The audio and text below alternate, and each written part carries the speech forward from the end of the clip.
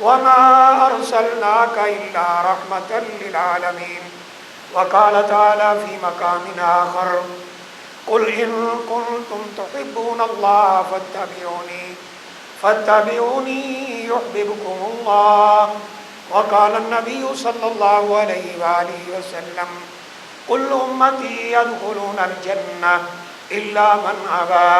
قالوا: ومن يأبى يا رسول الله؟ قال: من أتاني دخل الجنة ومن عصاني فقد أبى. أو كما قال عليه الصلاة والسلام. رب اشرح لي صدري ويسر لي أمري واحلل عقدة من لساني يفقهوا قولي. رب زدني علما. سبحانك لا علم لنا إلا ما علمتنا إنك أنت العليم الحكيم. قابل احترام بھائیوں، دوستوں، بزرگوں، ہم سب جانتے ہیں اسلامی کیلنڈر کے مطابق یہ تیسرا مہینہ شروع ہو چکا ہے جسے ربیع الاول کہتے ہیں. اس مہینے کے اندر اللہ تعالیٰ نے لوگوں پر، دنیا پر عام طور پر اور امت اسلامیہ پر خاص طور پر ایک احسان فرمایا کہ رسول اللہ صلی اللہ علیہ وآلہ وسلم اس مہینے کی 9 تاریخ کو سرزمین مکہ کے اوپر پیدا ہوئے. اور اس وقت مکہ کی حالت یہ تھی، معاشرے کی حالت یہ تھی کہ وہ ناقابل بیان ہے.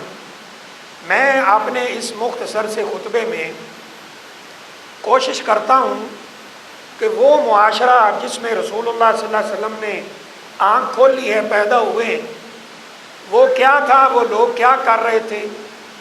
پھر رسول اللہ صلی اللہ علیہ وسلم تشریف لائے، آپ کے آنے سے کیا تبدیلی ہوئی، آپ نے کیا مطالبات کیے مکہ والوں سے، اور پھر ان کا ریئیکشن کیا تھا.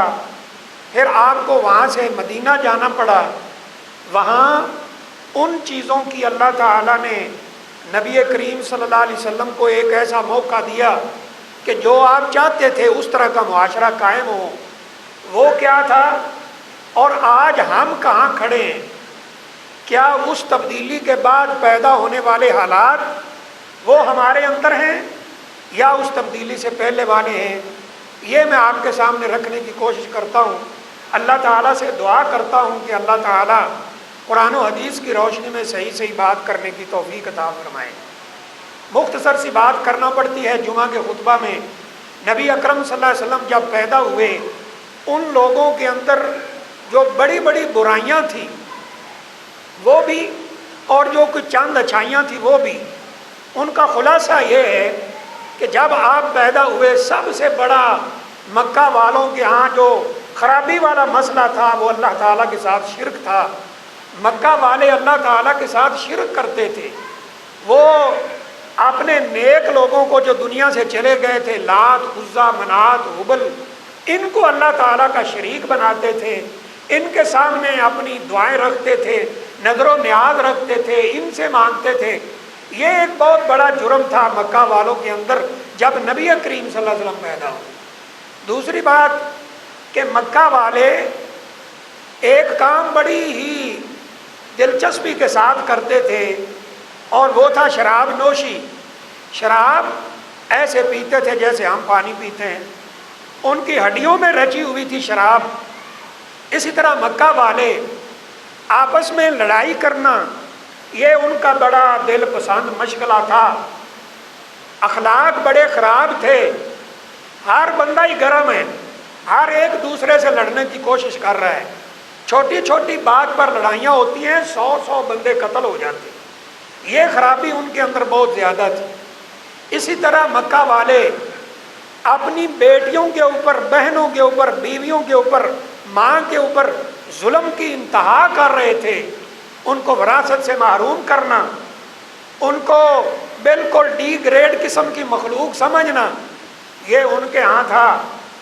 اور ان کے ہاں ایک اور بڑا غلط قسم کا جو رویہ تھا وہ عجیب ہی ہے. بعض مورخین نے لکھا ہے کہ اگر کوئی آدمی فوت ہو جاتا، اس کے پیچھے اس کی بیوی موجود ہے، اسی کی اپنی اولاد بھاگ کر اپنی ماں کے اوپر کپڑا پھینکتی تھی جس کا کپڑا پہلے چلا جاتا تھا ماں اس کی لونڈی بن جاتی. یہ حالات تھے مکہ کے. بچیوں کو زندہ دفن کرنا یہ ایک اور بڑا جرم تھا ان لوگوں کے ہاں. اسی طرح جوا کھیلنا بہت بڑا جرم ان کے ہاں پایا جاتا تھا. سودی کاروبار، سودی معیشت یہ مکہ والے چلا رہے تھے.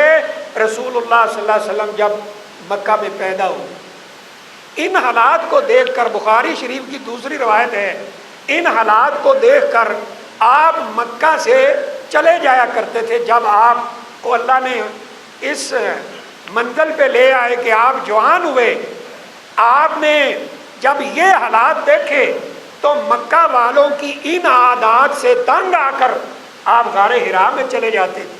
بخاری شریف کے لفظ ہیں کہ آپ غار حرا میں جاتے، کانا یتعبد باللیالی، کئی راتیں وہاں ٹھہرتے، اور جو ایک شریعت اسماعیلی علیہ السلام اس کے مطابق اللہ تعالیٰ کی عبادت کرتے تھے. کبھی کبھی کئی راتوں کے بعد آپ واپس آتے، پھر مکہ سے کھانے پینے کا سامان لے کر غار حرا میں چلے جاتے. کبھی کبھی آپ کی جو زوجہ محترمہ ہیں، ہماری ماں ام المومنین حضرت خدیجہ رضی اللہ تعالی عنہا، وہ آپ کو غار حرا میں کچھ سامان پہنچا دیا کرتی. آپ کئی راتیں وہاں ٹھہرتے اور مکہ نہیں آیا کرتے تھے، کیونکہ ان کا ماحول ایسا تھا کہ کوئی شریف آدمی وہاں رہنے کا سوچتا بھی نہیں تھا کہ ان لوگوں کے اندر رہنا ہے. ان کی اخلاقی حالت کا اندازہ، ایک مثال تو میں نے آپ کو سنا دی. دوسری مثال، مکہ والوں کا جھگڑا جن قبیلوں سے ہوتا تھا، قریش کا. قریش یہ بیت اللہ شریف کے نگران تھے. ان کا جن کے ساتھ جھگڑا ہوتا تھا ان کو مکہ آنے نہیں دیتے تھے، لیکن جب حرمت والے مہینے ہوتے تھے، ذی القعدہ، ذو الحجہ، محرم اور رجب، ان مہینوں میں وہ آتے تھے، تو ان کو ان کے ہاں یہ ایک تھا کہ جی یہ کپڑے جو ہم نے پہن رکھے ہیں ان میں طواف نہیں ہوگا، یہ حرام کے کپڑے ہیں، عجیب بات ہے. یہ ذہن بھی ان کا تھا. وہ کیا کرتے تھے، یہاں تک تو سوچ اچھی ہے کہ جی یہ حرام کے کپڑے ہیں اتار دو، لیکن پھر وہ احرام عورتوں کو بھی اور مردوں کو بھی قریش والے کرائے پہ دیتے تھے، رینٹ پہ. جیسے آج مکہ میں ہوٹل آپ کو رینٹ پہ ملتا ہے، گاڑیاں رینٹ پہ ملتی ہیں، بالکل اسی طرح لباس بھی رینٹ پہ ملتا تھا. وہ جو قبائل جن کے ساتھ ان کی دشمنی ہوتی تھی ان کو وہ لباس نہیں دیتے تھے، تو وہ پھر کیا کرتے تھے، وہ اپنا لباس اتار دیتے تھے کہ حرام کا ہے. قریش والے دیتے نہیں تھے، وہ ننگے ہو کر بیت اللہ کا طواف کرتے تھے، عورتیں بھی مرد بھی. اب وقت نہیں ہے، وہ ایک بڑی لمبی نظم بھی ہے کہ الیوم یعبد بعضہ او کلہ. ایک عورت نظم پڑھ رہی ہے کہ آج مجھے یہ لباس نہیں مل رہا، تو پھر ایک ہی حل ہے کہ آج میرے جسم کا ایک ایک حصہ لوگ دیکھ لیں گے. اس نے کپڑے اتارے اور طواف شروع کر. یہ تھا. اور جو اچھی چیزیں تھیں، مہمان نواز بڑے تھے، وعدے کے پابند تھے، بہادر بڑے تھے. میں نے ایک دفعہ آپ کو بتایا تھا نا، جب آپ نے ہجرت کی ہے 100 اونٹ آپ کو پکڑنے پہ رکھے گئے، 100 اونٹ. لیکن جس بندے کو پتا تھا کہ غار ثور میں ہیں، عبداللہ بن عریقت، اس کے ساتھ یہ طے ہوا تھا کہ تو ہمیں مدینہ پہنچا دے پہاڑوں کے اندر سے، ہم تجھے 2 اونٹنیاں دیں گے، 2، صرف 2، یعنی جان کا بھی خطرہ، 10 دن جانے کا سفر، 10 دن آنے کا سفر، 2 اونٹنیاں ہیں. اگر ابو جہل کو صرف یہ جا کے بتا دیتا کہ غار ثور میں چھپے ہوئے ہیں رسول اللہ صلی اللہ علیہ وسلم اور ابو بکر صدیق رضی اللہ تعالیٰ عنہ، 100 اونٹ انعام ملنا تھے، شاید مکہ میں کوئی عہدہ بھی مل جاتا. لیکن وہ بندہ اپنے وعدے کا پابند رہا ہے، وعدے کے پابند تھے، بہادر تھے. اور جھوٹ بولنے کو، جو ایسا جھوٹ جو پکڑا جائے اس سے بڑا بچا کرتے تھے کہ میری بےزتی ہوگی. یہ چند عادات تھیں اچھی اور بری. یہ وہ معاشرہ تھا جس میں رسول اللہ صلی اللہ علیہ وسلم نے آنکھ کھول لی ہے. آپ اس معاشرے سے تنگ ہوئے. 40 سال کی عمر کو جب آپ پہنچے، اللہ تعالیٰ نے آپ کو نبی بنایا. غار حرا میں بیٹھے ہیں، جبرائیل اقرأ بسم ربک الذی خلق، پڑھیے اپنے رب کے نام سے جس نے آپ کو پیدا کیا. آپ کہتے ہیں ما انا بقارئ، میں پڑھا لکھا نہیں ہوں. وہ پھر کہتے ہیں اقرأ بسم ربک الذی خلق. 3 دفعہ ایسے ہوا. پھر کہتے ہیں مجھے پکڑا، اپنے سینے کے ساتھ لگایا اور مجھے اتنا دبایا کہ بالا کا منی الجہد، مجھے ایسے لگا میری پسلیاں ٹوٹ جائیں گی۔ پھر اقرا بسم ربک الذی خلق، پہلے 3 دفعہ صرف اقرا کہا تھا، پھر کہا اقرا بسم ربک الذی خلق، آپ نے پڑھا۔ جب آپ واپس آئے، اما خدیجہ رضی اللہ تعالیٰ عنہا کو ساری بات بتائی، کہا خشیت علی نفسی، مجھے ڈر ہے کہ میں فوت ہو جاؤں گا۔ تو وہ بڑی عقل مند عورت تھی، انہوں نے کہا تھا کلا لا یخزیک اللہ، ہرگز ایسا نہیں ہو سکتا کہ آپ ضائع ہو جائیں۔ وجہ کیا ہے؟ تحمل الکلہ، آپ تو لوگوں کا بوجھ اٹھاتے ہیں، وتصل الرحم، اپنے رشتہ داروں کے ساتھ اچھا سلوک کرتے ہیں، وتعین علی نوائب الحق، آپ حق بات پہ لوگوں کا تعاون کرتے ہیں۔ ایسے بندے کو اللہ کبھی ضائع نہیں کرتا۔ وہ لے کر گئی ورقہ بن نوفل کے پاس کہ اپنے بھتیجے کو سنیے ان کو کیا ہو گیا ہے۔ وہ یہودیت کے بہت بڑے عالم تھے، جب ساری بات سنی تو کہا خوش ہو جائیں، اللہ تعالیٰ نے آپ کو اپنا آخری نبی بنا دیا ہے۔ لیکن ایک بات کہی تھی، کاش میں اس وقت زندہ ہوتا جب مکہ والے آپ کو مکہ سے نکال دیں گے۔ جائیے بخاری کے لفظ پڑھیے، آپ نے تعجب سے کہا آوا مخرجی یا ہم، کیا مجھے نکالیں گے مکہ والے؟ مجھے صادق کہتے ہیں، امین کہتے ہیں، میرا عزت اور احترام کرتے ہیں، کیا مکہ والے مجھے مکہ سے نکالیں گے؟ انہوں نے کہا تھا جی ہاں، ھذا الناموس الذی انزل علی موسیٰ، یہ تو وہ فرشتہ ہے جو موسیٰ علیہ السلام پہ اترا ہے۔ جو پیغمبر بھی وہ دعوت لے کے آیا ہے جو موسیٰ علیہ السلام لے کر آئے، جو جبرائیل لے کر آئے، اور اس نے آ کر اپنے کسی یعنی نبی کے اوپر اللہ کے حکم سے اس دعوت کو رکھا ہے۔ اس نے جب یہ دعوت دنیا کو دی ہے، دنیا والوں نے وہاں رہنے نہیں دیا، مکہ والے آپ کو رہنے نہیں دیں گے، یہاں سے نکال دیں گے۔ آپ یہ ماحول بدلنا چاہتے تھے، لڑائیاں ختم ہو جائیں، سود ختم ہو جائے، جوا ختم ہو جائے، کمزوروں پر ظلم ختم ہو جائے، عورتوں کو ان کا حق دیا جائے، بچوں پر ظلم نہ کیا جائے، کمزوروں پر ظلم نہ کیا جائے۔ آپ یہ ماحول چاہتے تھے، لیکن یہ ماحول مکہ والوں کو پسند نہیں آیا۔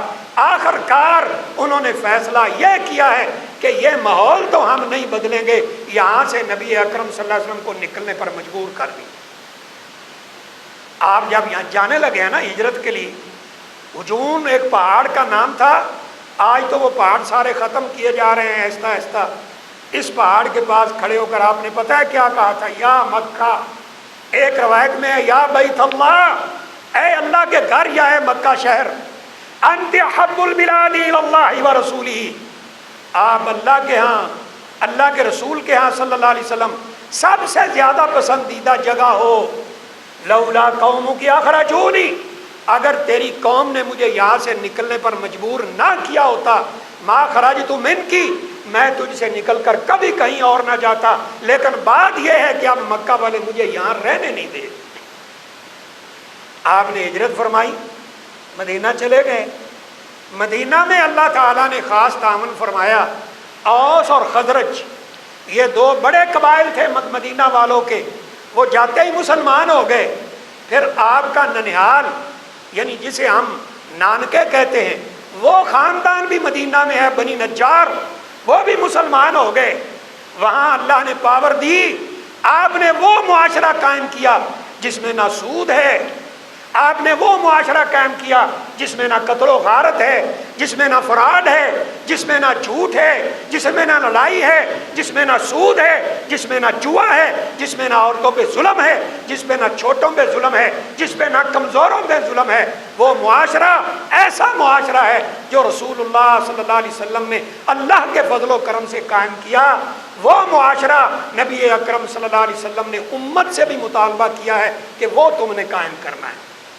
آج دیکھ لیں، پہلے تو ہم یہ دیکھتے ہیں نا کہ آپ نے تبدیلی کیا لائی۔ اللہ نے قرآن میں کیا فرمایا؟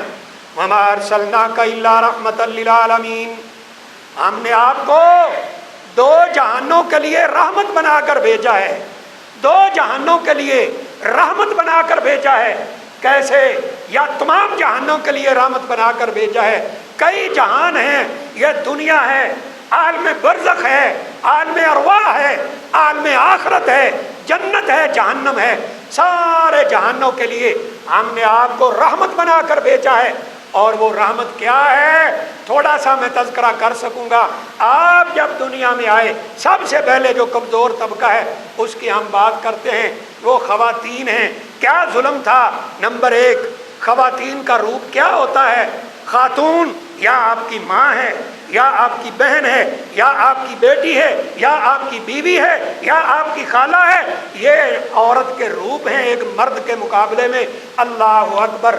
ظلم کیا تھا؟ سب سے پہلا ظلم یہ ہے بھائیو، مکہ والے اپنی بیٹیوں کو، اپنی بیویوں کو، اپنی ماں کو، اپنی جو بیویاں ہیں، مائیں ہیں، بیٹیاں ہیں، بہنیں ہیں، کسی کو بھی جائیداد کے اندر حصہ نہیں دیا کرتے تھے۔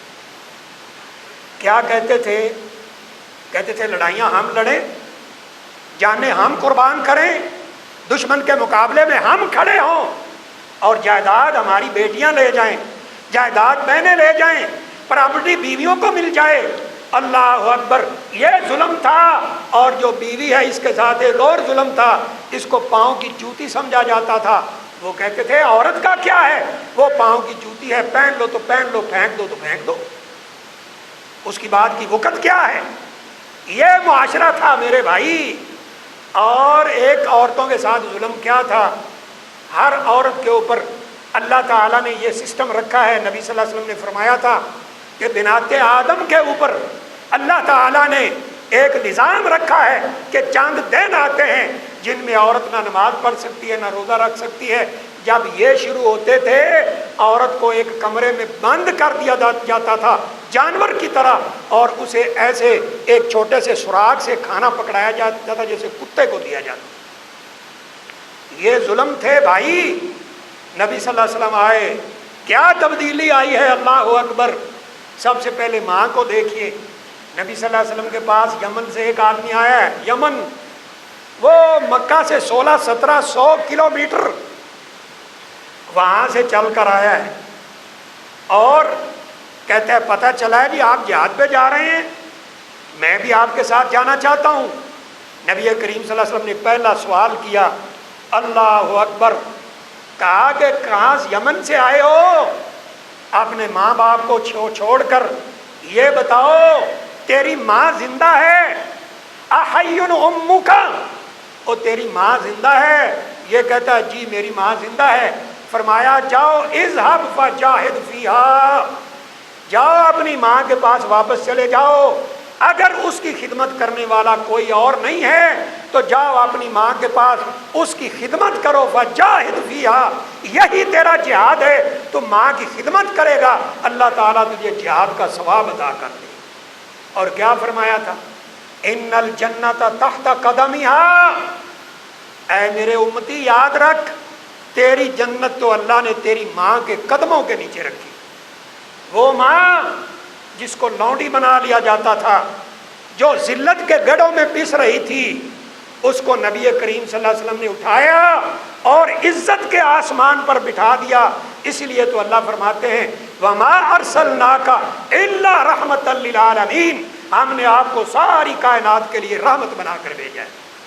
بیٹیاں تھیں نا جائیداد سے محروم، اور اسی طرح دیگر جو پیسہ اور وسائل ہیں ان سے محروم۔ نبی کریم صلی اللہ علیہ وسلم نے کیا فرمایا؟ مسند احمد کی روایت ہے، فرمایا من کان لہ ثلاث بنات، بعد میں دو، جس کو اللہ 3 بیٹیاں دے دے یا 2 بیٹیاں دے دے، فاحسن الیہن وادبہن، اس نے ان کے ساتھ اچھا سلوک کیا، ان کو ادب سکھایا، ان کو دین کی تعلیم دی، چھوٹے بڑے کا ادب سکھایا، اللہ کے کلام کا ادب سکھایا، نماز کا ادب سکھایا، اچھا سلوک کیا، یہ احسن الیہن کے ساتھ اچھا نام رکھا، اچھی پرورش کی، اپنے بیٹوں کو اس بیٹی پر ترجیح نہ دی، اور اس کے ساتھ اچھا سلوک کرتا رہا، اچھی تعلیم و تربیت دی، اچھی جگہ شادی کرا دی۔ کان معی فی الجنۃ کہاتین، ایسے 2 انگلیاں آپ نے فرمائیں، کہا جیسے یہ میری 2 انگلیاں ہیں، قیامت والے دن یہ بندہ میرے ساتھ ایسے جنت میں ہوگا۔ یہ بیٹیاں ہیں، اور مسند احمد میں ہی بہنوں کے بھی الفاظ ہیں، اور کتنا اللہ اکبر مجلس لگی ہوئی ہے. کہا میرے صحابہ ذرا یہ تو بتاؤ سب سے بہترین صدقہ کون سا ہے؟ کسی نے کہا جی جہاد پر صدقہ کرنا، کسی نے کہا مسجد بنا دینا، اپنے اپنے حساب سے جواب دیے. ایک جواب رسول اللہ صلی اللہ علیہ وسلم نے بھی دیا. کہا میرے صحابہ اگر کسی عورت کو طلاق ہو جائے، کسی کی بیٹی کو طلاق ہو جائے، کسی کی بہن کو طلاق ہو جائے اور وہ اپنے باپ کے گھر آ جائے، اپنے بھائی کے گھر آ جائے، جو بھائی اور باپ اس پر خرچ کر رہا ہے دنیا کا سب سے بہترین صدقہ ہے. یہ ہے وما ارسلناک الا رحمۃ للعالمین. اور بات اگر بیویوں کی کریں، اللہ اکبر، آپ کیا فرماتے ہیں؟ خیرکم لأہلہ وانا خیرکم لأہلی. کہا تم میں سب سے بہترین وہ ہے جو اپنی بیوی کے ساتھ اچھا سلوک کرتا ہے، اور میں تم میں سب سے زیادہ بیوی کے ساتھ اچھا سلوک کرنے والا. عید کا دن تھا، حبشی کھیل رہے تھے مسجد میں. کھیلنے سے مراد جنگ کی مشق کر رہے تھے.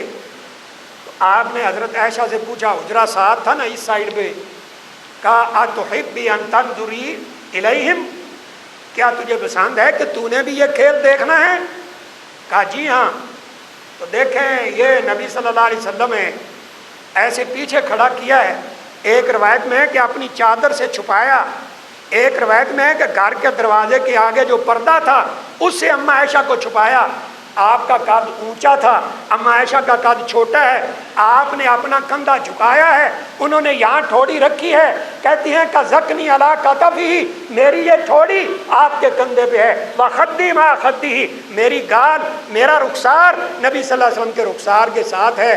کہتی ہیں کافی دیر کے بعد نبی صلی اللہ علیہ وسلم نے مجھ سے پوچھا تو ابھی تھکی نہیں ہے؟ میں نے کہا میں ابھی نہیں تھکی ہوں. آپ کھڑے رہے، پھر پوچھا کیا تھکی نہیں ہے؟ نہیں تھکی ہوں. کھڑی رہی، تیسری دفعہ کہا میں تھک گئی ہوں. تو آپ نے کہا چلو ٹھیک ہے پھر واپس جا کے بیٹھ جاؤ. اور پھر آگے لفظ کیا ہیں اماں عائشہ کے؟ کہتی ہیں میری عمر تھوڑی تھی، میں نوجوان تھی، تم اندازہ کر لو میں کتنی دیر کھڑی رہی ہوں گی. اتنی دیر نبی کریم صلی اللہ علیہ وسلم اپنا کندھا جھکا کر کھڑے رہے. اب ذرا آئیے ہمارے معاشرے میں، ہم تو یہی چاہتے ہیں نا وہ باتیں، ہم وہ نظام آئے اللہ کرے جو نبی صلی اللہ علیہ وسلم نے قائم کیا تھا. ہم میں سے کتنے بھائی ہیں، کتنے لوگ ہیں جنہوں نے اپنی بیٹیوں کے ساتھ یہ سلوک رکھا ہے جو نبی کریم صلی اللہ علیہ وسلم نے مکہ سے نکل کر مدینہ کی سرزمین کے اندر پیدا کیا تھا. کتنے لوگ ہیں جنہوں نے اپنی بیٹیوں کو پراپرٹی میں حصہ دیا ہے. وہ کہتے تھے ہم جنگیں لڑتے ہیں، جنگیں ہم لڑیں، پراپرٹی یہ لے جائیں. ہم کیا کہتے ہیں؟ ہم کہتے ہیں ہم نے جہیز نہیں دے دیا. اللہ اکبر، وہ ہندوؤں والی رسم ہم نے وہ نہیں پوری کر دی، لہذا اب بیٹی کا کیا حصہ ہے؟ او اللہ کے بندو، اگر بیٹی کو جہیز دیا ہے، اللہ کے یہ اسلامی نہیں ہے، لیکن اگر تم نے دیا بھی ہے تو پھر یہ کیوں نہیں سوچتے کہ تم نے بیٹے کی شادی پر اس سے کہیں زیادہ خرچ کر دیا ہے؟ اس کو بھی کہو نا تیری شادی پر اتنا خرچ کر دیا ہے، تیرے لیے کوئی جائیداد میں حصہ نہیں. اور بعد ہمارے بھائی نا منہ بھر کے کہہ دیتے او جی وہ بہنا تو لیندیاں ہی نہیں، بیٹیاں لیتی نہیں، انہوں نے ہمیں معاف کر دیا ہے. ماشاءاللہ، اے ہے ابو المساکین، سب تو بڑا مسکین پاکستان دا ہے جڑا بہن کو حصہ معاف کروا رہے ہیں، بیٹی کو معاف کروا رہے ہیں. اور آج تک آپ نے یہ بھی سنا ہے کہ کسی مرد نے کہا ہو کہ میں نے اپنی بہن کو اپنا حصہ معاف کر دیا ہے کیونکہ وہ کمزور ہے، اس لیے میں چاہتا ہوں کہ جو زمین، جو پلاٹ، جو پراپرٹی، جو سونا اور چاندی میرے حصے میں آتا ہے وہ میں نے اپنی بہن کو معاف کر دیا. ایسا سنا ہے کبھی؟ اللہ اکبر، یہ باتوں سے صرف بات نہیں بنتی، یہ تو ہے عورتوں کا. ہم اپنا ماحول بھی دیکھ لیں، پھر مکہ والوں کا بھی دیکھ لیں، اور وہ معاشرہ بھی دیکھ لیں جو مدینہ میں قائم ہوا ہے، پھر ہم دیکھیں کہ ہم کہاں کھڑے ہیں. یہ باتیں مجھے پتہ ہے بڑی تلخ ہیں، لیکن اگر ہم صرف اس لیے بیان نہ کریں کہ جی پتہ نہیں لوگوں کو کیسی گزریں گی، تو پھر ہمارے پڑھنے کے اوپر بھی لعنت ہے. اگر ہم نہ بتائیں تو کون بتائے؟ قرآن و سنت کو ماننے والے اگر وہ حق بات لوگوں تک نہ رکھے تو کون ہے جو رکھ سکتا ہے؟ یہ توفیق اللہ صرف اسے دیتا ہے جس نے قرآن اور حدیث کو پڑھا ہو اور قرآن اور حدیث آگے پھیلانا چاہتا ہو۔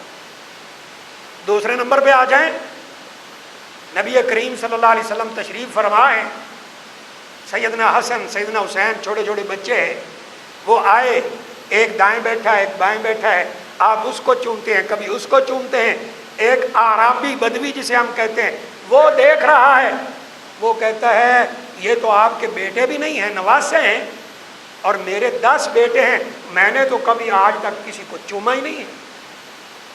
نبی اکرم صلی اللہ علیہ وسلم نے پتہ کیا فرمایا؟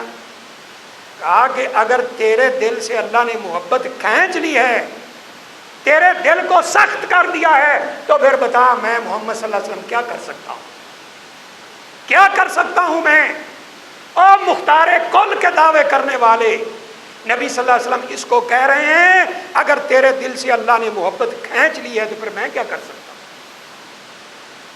آپ نے پھر کیا فرمایا ہے؟ من لم یوقر کبیرنا ویرحم صغیرنا فلیس منا، جو ہمارے چھوٹوں پر شفقت نہ کرے، چھوٹوں کے ساتھ رحم والا معاملہ نہ کرے، محبت کا معاملہ نہ کرے، شفقت کا معاملہ نہ کرے، اس کا میری امت کے ساتھ کوئی تعلق نہیں ہے۔ جو چھوٹوں کے ساتھ رحم نہیں کرتا اور بڑوں کا ادب نہیں کرتا۔ بوڑھوں کے ساتھ، بوڑھے ماں باپ کے ساتھ بھی یہی رویہ تھا،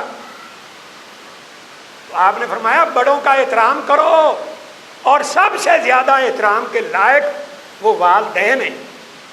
آپ نے فرمایا ہے نا، فرمایا اجتنبوا سبع الموبقات، اے میری امت کے لوگوں 7 ہلاک کرنے والے گناہوں سے بچ جاؤ۔ ان میں سب سے پہلا الاشراک باللہ، اللہ کے ساتھ شرک کرنا، اور دوسرے نمبر پر آپ نے فرمایا اپنے والدین کی نافرمانی کرنا۔ اب وقت نہیں ہے میں آپ کو احادیث سناتا، لیکن دیکھیں یہ معاشرہ ہے جس میں والدین کی کوئی قدر و قیمت نہیں ہے۔ ایک معاشرہ آپ نے مدینہ میں قائم کیا ہے، اللہ اکبر، اور حضرت اسماء رضی اللہ تعالیٰ عنہ، سیدنا ابوبکر صدیق رضی اللہ تعالیٰ عنہ کی بڑی بیٹی ہیں، سیدہ عائشہ کی بڑی بہن ہیں رضی اللہ تعالیٰ عنہما اجمعین۔ ان کی والدہ ابھی کلمہ نہیں پڑھا تھا، وہ مکہ سے مدینہ آئیں، بیٹی کو آ کر کیا کہتی ہیں؟ بیٹا ہمارے حالات بڑے خراب ہیں، میں تجھ سے کچھ پیسے لینے کے لیے آئی ہوں، میری کچھ مدد کر دے۔ یہ نبی کریم صلی اللہ علیہ وسلم کے پاس جاتی ہیں، اللہ اکبر، اور میرے بھائیوں ان لوگوں کی احتیاط دیکھیں، یہ والدہ ہے مکہ سے چل کے آئی ہے، 400 کلومیٹر کا رستہ کر کے آئی ہے، نبی کریم صلی اللہ علیہ وسلم سے پوچھنے کے لیے گئی ہیں، میری والدہ آئی ہیں، کافرہ ہیں، کلمہ نہیں پڑھا ہے، مکہ سے آئی ہیں، پیسے مانگ رہی ہیں، کیا میں ان کو پیسے دے سکتی ہوں؟ اللہ اکبر، احتیاط بھی دیکھیے۔ ادھر سے نبی کریم صلی اللہ علیہ وسلم کا جواب بھی سنیے، فرمایا یہ آپ کی سالی بھی لگتی ہے نا حضرت اسماء، کہا وہ تیری ماں ہے، اس کا مقام مرتبہ تیرے لیے بہت بڑا ہے، اگر وہ کافرہ بھی ہے تو کوئی بات نہیں، تو نے اس کے ساتھ اچھا سلوک کرنا ہے، جاؤ اس کو پیسے دے کر رخصت کر۔ اب ہمارا کیا حال ہے؟ قسم سے یہ ابھی جمعہ کے لیے آنے سے پہلے نا، وہ آج کل آپ کو پتہ ہے یہ کتب بھی سب کچھ نیٹ پہ آیا ہوا ہے، میں دیکھ رہا تھا اچانک جو ہماری جماعت کا پیغام ٹی وی ہے نا، اس کا ایک کلپ میرے سامنے آ گیا، فیصلہ آباد کا، آپ بھی دیکھ لیجئے گا۔ یہاں ایک باپ نے اپنی ساری پراپرٹی سیل کر دی، وہ سیل ہوئی ہے جی 5 کروڑ روپے کی، 5 کروڑ، یہ ہے دنیا کا حال۔ 5 کروڑ روپے کی پراپرٹی سیل ہوئی ہے، اس نے اپنے بیٹوں کو بلایا ہے، بیٹیوں کو نہیں دیا کچھ بھی، بیٹوں کو بلایا اور کہا کہ میں چاہتا ہوں میرے بعد تمہاری لڑائی نہ ہو، لہذا میں زندگی میں ہی تمہیں تقسیم کر رہا ہوں۔ وہ ساری جائیداد 5 کروڑ روپیہ 3 بیٹوں کے اندر برابر برابر تقسیم کر۔ اب جب تقسیم کر دیا، اپنے پاس کچھ بھی نہیں رکھا، پراپرٹی ساری سیل کر دی تھی، اب تینوں بیٹوں کا جھگڑا ہوا ہے کہ اس باپ کو اپنے پاس کس نے رکھنا ہے۔ ایک کہتا میں نہیں رکھ سکتا، یہ میرے گھر آ جاتا ہے، دوسرے نے کہا میں نہیں رکھ سکتا، تیسرے نے کہا میں نہیں رکھ سکتا۔ یہ آن دی ریکارڈ آج کلپ اپلوڈ ہوا ہے پیغام ٹی وی پر۔ ان تینوں نے پتہ ہے پھر فیصلہ کیا کیا؟ انہوں نے فیصلہ یہ کیا کہ باپ ہمیں بڑا تنگ کر رہا ہے، فیصلہ آباد کے امین پور بازار میں یہ باپ جا رہا ہے، ان تینوں بیٹوں نے فائر کھول کر باپ کو قتل کر دیا ہے۔ یہ ہے جب ہم اسلامی معاشرے کو چھوڑیں گے، یہ حالت ہوگی میرے بھائی۔ اور اگر اسلام کی سمجھ ہو تو کیا ہوتا ہے؟ جب ہم مدینہ میں تھے نا، ایک کیس آتا ہے عدالت میں، اللہ اکبر، دو بھائی ہیں، چھوٹے بھائی نے بڑے بھائی پر کیس کیا ہے، عدالت میں پیش ہوا ہے، جج پوچھتا ہے کیا مسئلہ ہے بھائی تمہارا، تم تو دونوں آپس میں بھائی ہو، کیوں لڑ رہے ہو؟ کہا جی ہماری لڑائی اس بات پر ہے کہ یہ بڑا بھائی جو ہے ایک عرصہ ہو گیا ہے، اس نے اپنی والدہ، ہماری والدہ کو اپنے گھر میں رکھا ہوا ہے، اس کی خدمت کرتا ہے، میں لینے جاتا ہوں اپنی ماں کو کہ میں بھی لے آؤں، میں بھی خدمت کر دوں، یہ میرے حوالے نہیں کرتا، اس لیے میں نے کیس کر دیا ہے کہ میری ماں میرے حوالے کی جائے، میں بھی خدمت کرنا چاہتا ہوں۔ اگر اسلام کی سمجھ ہو تو یہ ہے، اور اگر اسلام پلے نہ ہو تو پھر یہ واقعہ ہوتا ہے جو فیصلہ آباد میں ہوا۔ چند سال پہلے کراچی کی ایک ویڈیو اپلوڈ ہوئی تھی ٹی وی پر، ٹی وی چینل ARY پر۔ وہ کہتا ہے ٹی وی اینکر کہتا ہے جی ہم گزر رہے ہیں، دیکھا کہ وہاں پر جو کوڑا کرکٹ یہاں پھینکتے ہیں وہاں ایک بوری ہے، اس میں کوئی حرکت ہو رہی، بوری کو کھول کر دیکھا تو 90 سال کی بوڑھی عورت ہے اس کے اندر۔ اس کو کھولا، اماں جی آپ کے ساتھ کیا معاملہ ہوا، کون آپ کو یہاں پھینک گیا؟ اللہ اکبر، وہ اماں رو رو کر بتاتی ہے کہ میرے بیٹے ہیں 3-4، ان کی بہو کہتی ہیں، میری بہو ان کی بیویاں یہ کہتی ہیں اس اماں کو ہم نے اپنے گھر میں نہیں رکھنا، لہذا میرا بیٹا بوری میں ڈال کر مجھے یہاں پھینک گیا۔ اور بھاگو دنیا کے پیچھے، اور تانے دو مولویوں کا جو دین پڑے ہوئے ہیں۔ اللہ کی قسم آج بھی کہاں مدینہ سے پڑھ کر آئے، آج بھی والد صاحب کوئی بات کریں جرت نہیں ہوتی کہ ہم ان کے سامنے اونچا بول لیں، لیکن اسلام نے جو معاشرہ قائم کیا تھا وہ مدینہ میں ہوا تھا۔ میں اگلی بات پھر وہی کروں گا کہ آج ہمیں سوچنا چاہیے کہ ہم کہاں کھڑے ہیں، کتنا ماں باپ کی عزت کرتے ہیں، کتنا اپنے بچوں کے اوپر شفقت کرتے ہیں، یا چھوٹی چھوٹی بات پر ان کو پھینٹی لگا دیتے ہیں۔ اور حضرت انس رضی اللہ تعالیٰ 10 سال نبی صلی اللہ علیہ وسلم کی خدمت کی ہے، 10 سال۔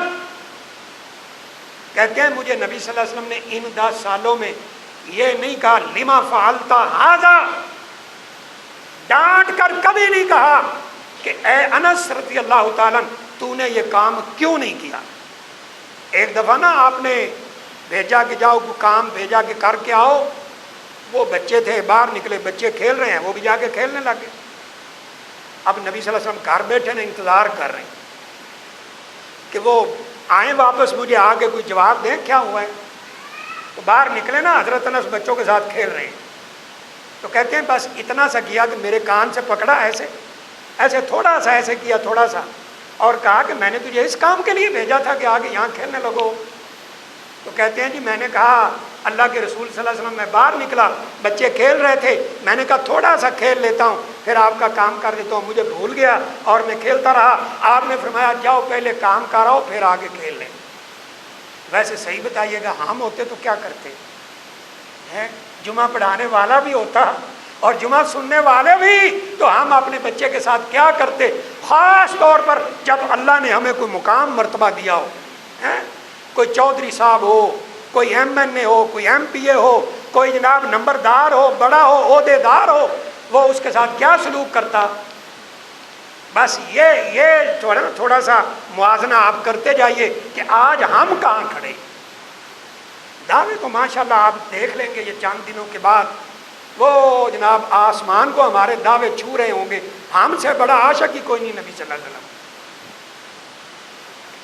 اگلی بات دیکھ لیں، آپ بازار جب گئے نا، بازار تو ایسے غلے کا ڈھیر لگا ہوا ہے، آپ کو کچھ شک پڑا کہ اس غلے میں پرابلم ہے، حدیث میں آتا ہے کہ آپ نے اپنا دست مبارک ایسے غلے کے اندر ڈھیر کے اندر ڈالا، اندر سے غلہ نکالا، یہ بھیگا ہوا ہے، پانی لگا ہوا ہے۔ آپ نے اس تاجر سے پوچھا یہ تو نے کیا کیا ہے؟ اس کو اندر چھپا دیا ہے، اوپر خشک غلہ ڈال دیا ہے۔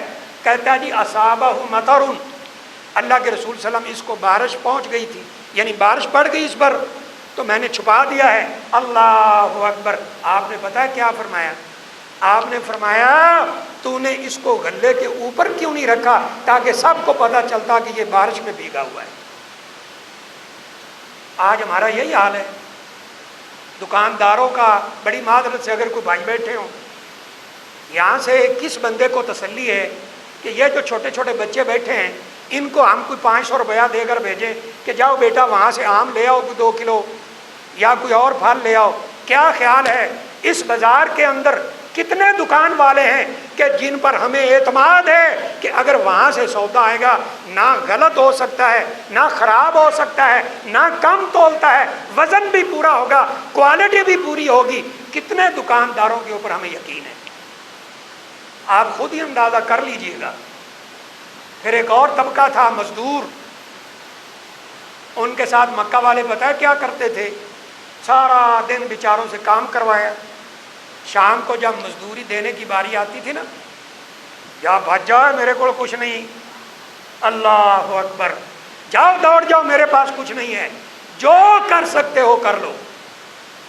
نبی کریم صلی اللہ علیہ وسلم آئے نا تو آپ نے صحابہ اکرام کو مخاطب کر کے فرمایا کہ میں چند لوگوں کی طرف سے قیامت والے دن خود جھگڑے کا ایک فریق بن کے آؤں گا، یعنی وہ بندہ جھگڑے کے لیے پیش نہیں ہوگا، حقدار اس کی طرف سے میں پیش ہوں گا۔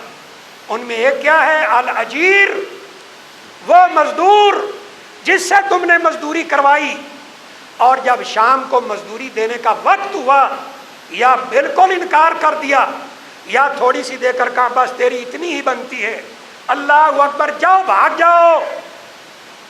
تو فرمایا قیامت کا دن ہوگا، اس مظلوم مزدور کی طرف سے میں جھگڑا لے کر آؤں گا اور اللہ کے حضور پیش ہوں گا اور اس کو اس کا حق لے کر دوں گا۔ اب یہاں بھی دیکھ لیں، میں سب کی بات نہیں کر رہا، یہ نہیں ہے کہ آپ جتنے بھائی آئے ہو یہ میری باتیں اپنے دل پہ لے کے اٹھ جاؤ جی اے ساڑھے نال کی ہو گیا، سب کی بات نہیں ہے، لیکن اکثریت یہی ہے۔ ہماری کوشش ہوتی ہے کہ مزدور نے جو کام کیا ہے جتنا کم ہو سکے اتنا ہی کر کے اس کو دیا ہے، اور ماشاءاللہ کام کرنے والے بھی ایسے ہی۔ اگر آپ این سارا دن ان کے اوپر کھڑے رہیں پھر تو ہے ٹھیک، نہ کھڑے رہیں بس وہ بھی بیٹھے ہیں، انہیں بھی کوئی اندازہ نہیں کہ ہم جو کما رہے ہیں اور جو سارا دن 8 گھنٹے کم از کم ہمارا ایگریمنٹ ہے وہ کام کرنا ہے، ہم آرام سے بیٹھے ہیں، یہ ہمارے لیے حرام روزی ہو رہی۔ اور حالت کیا ہے اس ملک کی؟ یہ 3 یقین کرے 3 واقعات لگاتار ہمارے وہاں، وہ استاد صاحب ہیں بھیجا موٹر سائیکل کہ جاؤ بھائی اس کی ٹیوننگ کروا لاؤ، تو وہ ٹیوننگ کرنے والے نے اندر سے موٹر سائیکل کا سامان نکال، جینون سامان نکال لی، دوسرا ڈال۔ گاڑی بھیجی ہے ایک استاد نے، اس کے جو سپیکر ہوتے ہیں جینون وہ اتار لیے، اور پلاگ کہتے ہیں جی میں نئے لے کر دیے، وہ اس نے نہیں ڈالے، یہ کل کی بات ہے۔ کہتے اب میں صبح جاؤں گا نا اس سے پوچھوں گا، یہ اس ملک کی حالت ہے۔ لیکن ماشاءاللہ جب آئے گا 12 ربیع الاول، قوم باہر نکلے گی ماشاءاللہ، ان کو عشق مصطفیٰ گھر میں بیٹھنے نہیں دے گا، باہر نکلیں گے ہاتھوں میں چھنکنے اور کلین شیپ، داڑیاں کوئی نہیں، شلواریں ٹخنوں سے نہیں۔ وہ جب ہم یہ بات کرتے ہیں نا آگے سے ہمیں تانا مل، وہ جی داڑی ہے کوئی اسلام ہے، اے شلوار تھلے ہوئے تھے اندر کوئی اسلام ہے، اے اتنے ہوئے تھے اسلام۔ اللہ اکبر۔ او میرے بھائیوں، نبی صلی اللہ علیہ وسلم کے پاس ایک بندہ آیا نا، داڑھی کوئی نہیں تھی، مونچھیں رکھی ہوئی تھی، آپ کے ساتھ آ کر بات کرنے لگا، آپ نے اپنا چہرہ مبارک دوسری طرف پھیر لیا۔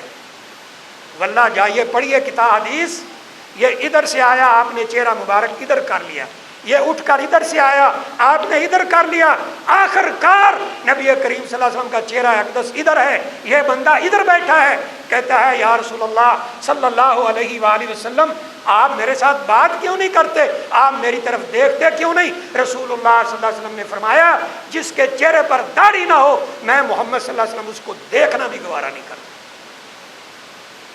کہتے ہیں جی ہمارے بادشاہ کا حکم ہے کہ داڑیاں مڈاؤ اور مونچھیں بڑھاؤ ہیں؟ اب یہاں کا ماحول بھی دیکھ لیں، ہم کیا کہتے ہیں موچھ نہیں تو کچھ نہیں، بے وقوفوں کی انتہا دیکھیں، کہتے ہیں جی موچھ نہیں تو کچھ نہیں، اور حدیث کیا ہے زُيِّنَ الرِّجَالُ بِاللُّحَىٰ، اور مردوں کو اللہ نے خوبصورتی دی ہے داڑھیوں کے ذریعے، وَزُيِّنَ الرِّجَالُ بِالْمَظَافِرِ، اور عورتوں کو خوبصورتی دی ہے لمبے بالوں کے ذریعے۔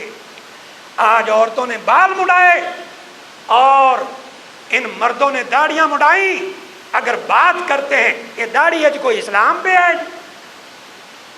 اللہ اکبر، یہ چہرہ لے کر نبی صلی اللہ علیہ وسلم کے سامنے ہم جائیں گے، اور جب 12 ربیع الاول آئے گا جناب باہر نکلے کیوں ہے جی؟ واللہ ایک دفعہ ہم پنڈی کے اندر وہ مسجد جیسے یہ ہماری مسجد ہے، باہر بازار ہے، بالکل دروازے کے سامنے وہ ڈھول باج رہا ہے، چھنکنے، ایک ماڈل بنایا ہوا ہے بیت اللہ کا، ایک گنبد خضراء کا، اور قوال بیٹھے ہیں مسجد کے سامنے، اندر مغرب کی نماز ہو رہی ہے، جماعت کھڑی ہے، ہم تھوڑا سا لیٹ پہنچے تھے، ہم نے کہا بھائی اندر نماز ہو رہی ہے کوئی 5 منٹ تو تم خاموش ہو جاؤ۔ انہوں نے کہا جاؤ جاؤ ساڈی نماز، انہوں نے کہا اے مسجد آنے دی نماز دا سانو پتہ ہے کیڑی نماز، لا حول ولا قوت الا باللہ۔ کس کو بے وقوف بنا رہے ہیں ہم؟ اللہ تعالیٰ کو؟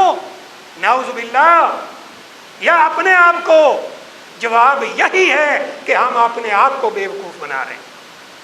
وما ارسلناک الا رحمۃ للعالمین، عورتوں کے لیے رحمت بنا کے بھیجا، بچوں کے لیے رحمت بنا کے بھیجا، کمزور طبقے کے لیے رحمت بنا کے بھیجا، اور اس سلسلے کی آخری بات جانوروں کے لیے بھی اللہ تعالیٰ نے نبی کریم صلی اللہ علیہ وسلم کو رحمت بنا کے بھیجا ہے۔